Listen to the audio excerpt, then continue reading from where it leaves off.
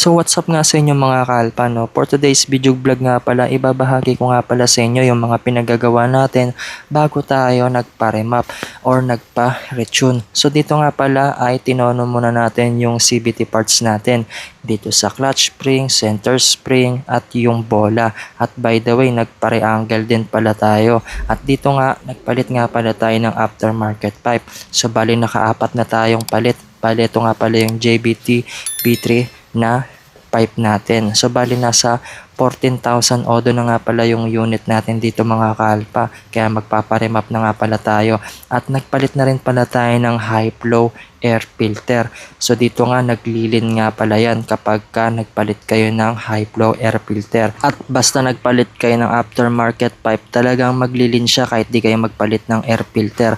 So kapag ka gusto niyo ng performance at gusto niyo pang masibak yung Aerox B3 at payakin natin, so ito, papakita ko na sa inyo yung mga pinagagawa natin. At dito makakakuha kayo ng idea.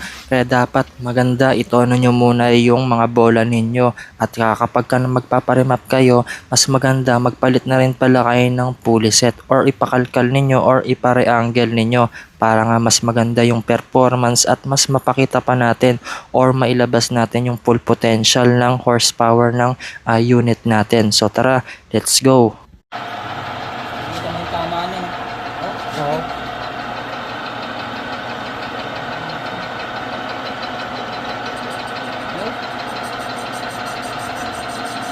Kaya talagang pag-stock, no?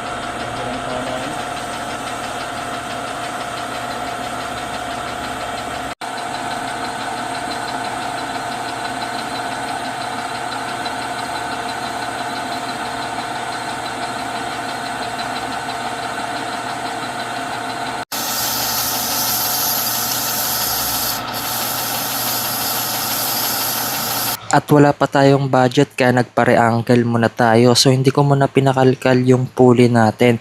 Pero kung may budget na kayo, bili na lang kayo ng aftermarket.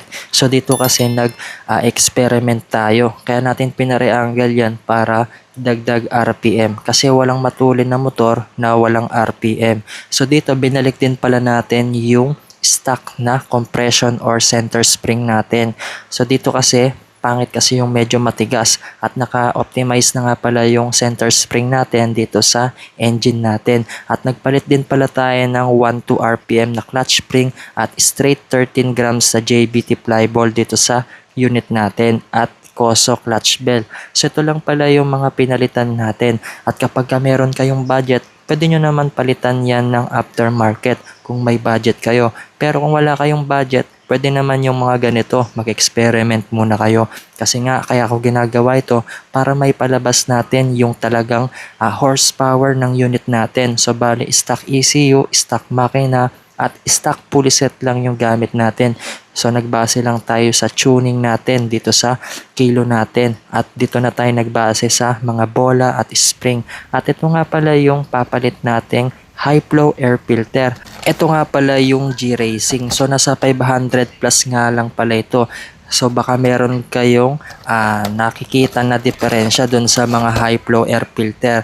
So 'di ba halos pareho lang yung design at pangalan lang yung binili mo. Yung ibang ganito ay nasa 1,000 plus. So hindi na ako magbabanggit ng ibang branda. So ito yung ilalagay natin ngayon na G-Racing. At nung nilagay ko nga pala ito, naglilin na yung unit natin. So yung reading ng AFR ay nasa 17 to 18. Medyo delikado na yon. Kaya pala, nagpa-remap na ako.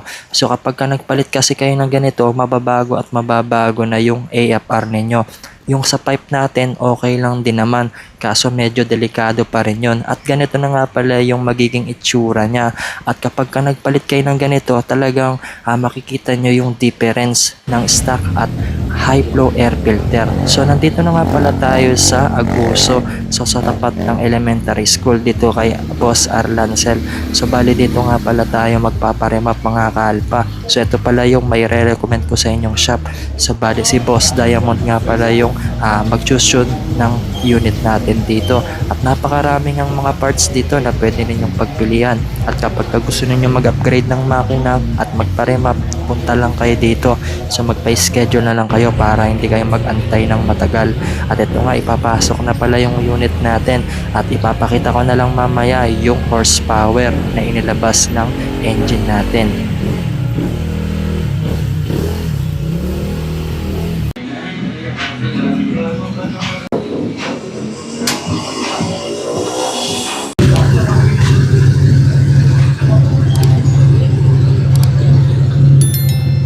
So dito naglilin yung AFR.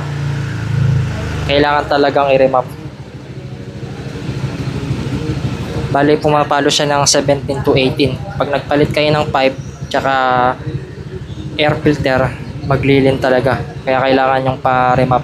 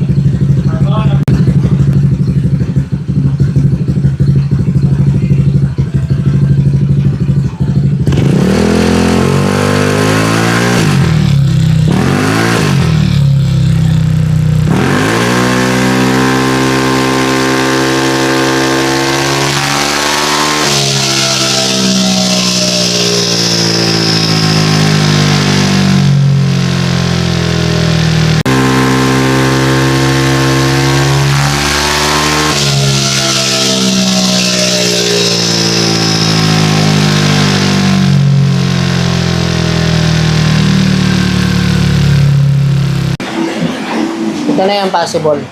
19. Horsepower po? Horsepower ito. Yan na yung magkabigit eh. Goods na po yan sa stock. Oo, goods Kasi na yun. yun. Oo, goods na yun. Good stock.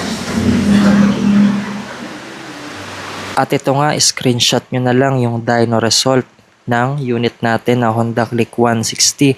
So kung meron pa kayong mga ibang suggestion or recommendation, comment down below para magawa natin at para matulungan natin yung mga kapwa natin na Honda Click 160 at para magkaroon sila ng idea.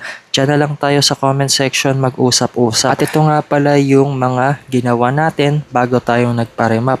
Sana nga nagkaroon kayo ng idea. So mas maganda nga ito na nyo muna yung panggilid ninyo at kung nagpalit kayo ng pipe at kung nagbabala kayo magpalit ng air filter.